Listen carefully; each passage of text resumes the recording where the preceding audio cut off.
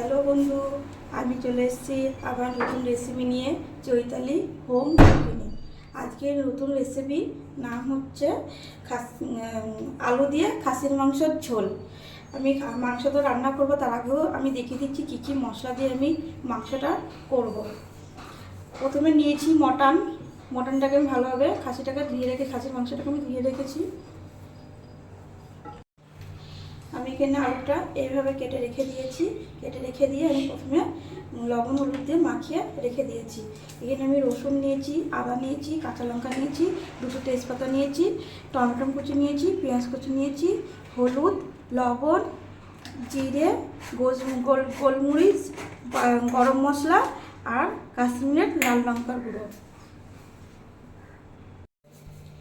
রসুন, টমেটো কুচি, আদা, কাঁচা লঙ্কা, জিরে, গোলমরিচ আমি এগুলো মিক্স করে নিয়ে আসছি। আমার মিক্স হয়ে গেছে। মিক্স করে এই ওভেনটা ধরিয়ে আমি কড়াইটা বসিয়ে দিয়েছি।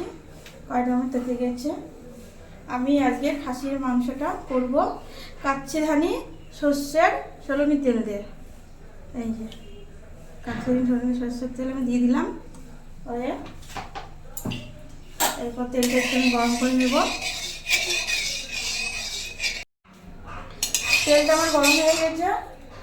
এরপর আমি আলুটা ছেড়ে দেবো আস্তে আস্তে।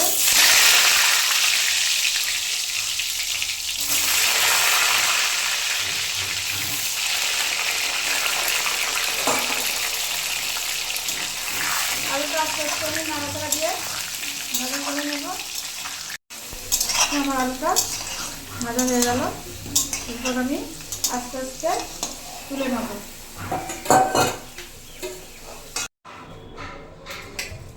এই মাংসটাকে আমি মাখিয়ে নেব।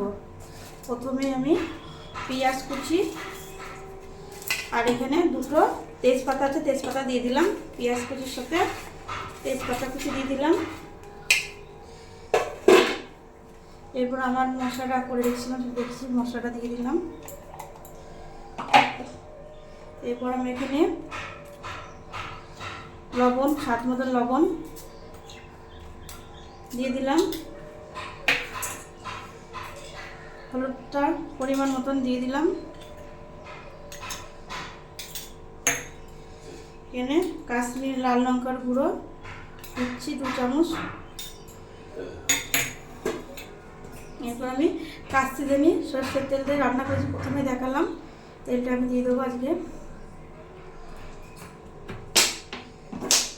এরপর আমি ভালোভাবে মাখিয়ে নেব মাংসটা।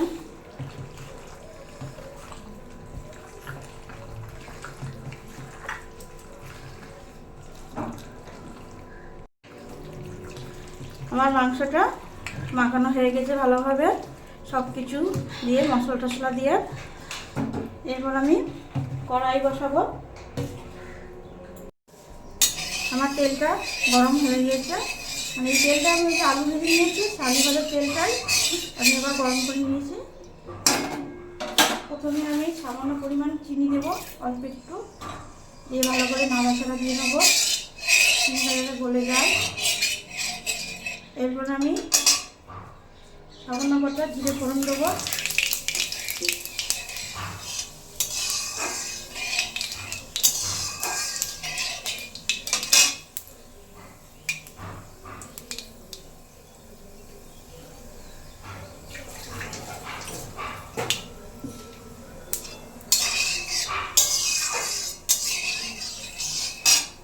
এরপর আমি মাখিয়ে রাখা মাংসটা দিয়ে দেবো আস্তে আস্তে।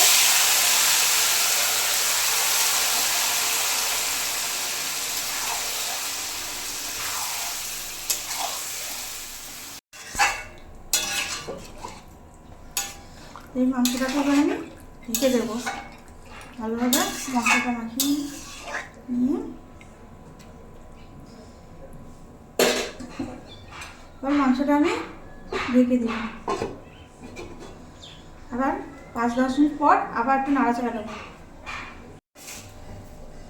10 মিনিট পর আবার চলে এসেছি, ঢাকনা খুলে একটু নেড়ে চেড়ে নেবো।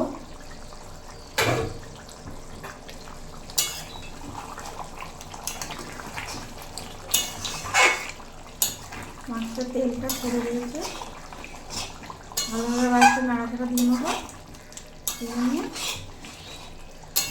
আবার 10 মিনিট পর আবার ঢাকনা দেবো।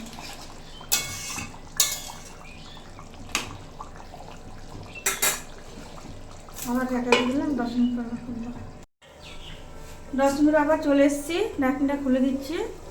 দিয়ে মটনটা আমার কষানো হয়ে এসছে।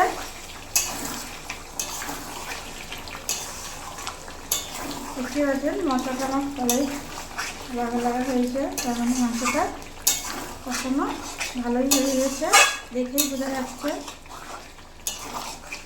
দেখে তো মনে হচ্ছে খুবই সুন্দর হবে, টেস্টি হবে খেতে। ভালোভাবে নেড়ে নিলাম। এরপর আমি ভেজে রাখা আলুটা দিয়ে দেবো আস্তে আস্তে।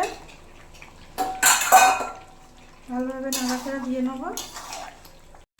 ভালোভাবে নাড়াচাড়া দিয়ে নিয়ে আবার একটু রেখে দেবো। আবার রেখে দিলাম। আবার 10 মিনিট পর আবার চলে আসবো। 10 মিনিট পর আলু দিয়ে তারপর এবার আমি মাংসটা ভালোভাবে নেড়ে দিচ্ছি। আমার মাংসটা কষানো হয়ে গেছে, খাসির মাংস কষানো আমার হয়ে গেল। এরপর আমি জল দেবো। এখানে আমি জল গরম করে নিয়েছি, এই জলটা আমি দেবো। আস্তে আস্তে জল দিয়ে দেবো।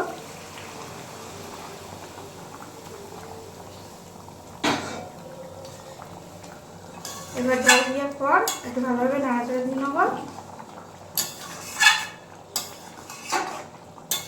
5 মিনিট একটু ফুটবে টকবক করে, তারপরে আমার মাংসটা হয়ে যাবে। তারপরে আমি একটু ঢেকে দিচ্ছি। এক্ষুনি আমি আবার এসে খুলবো।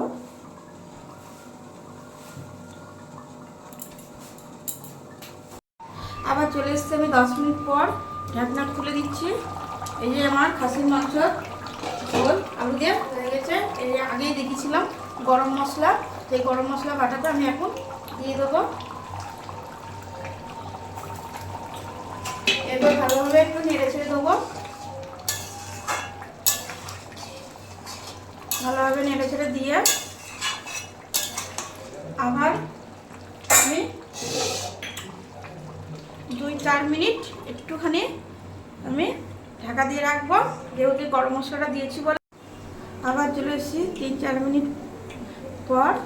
এই যে আমার খাসির মাংসটা আলু দিয়ে হয়ে গেছে। দেখতে পাচ্ছ, এই যে আলু দিয়ে খাসির মাংসের ঝোল আমার রেডি।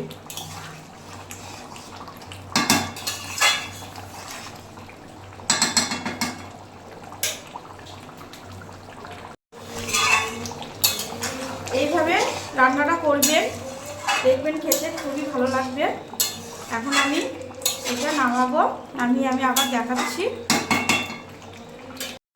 আলু দিয়ে খাসির মাংসর ঝোল আমার রেডি হয়ে গেছে। আমার ভিডিওটা আজকে সকলের কেমন লাগলো আমাকে একটু কমেন্ট করে জানাবেন। আবার পরের ভিডিওয় দেখা হবে।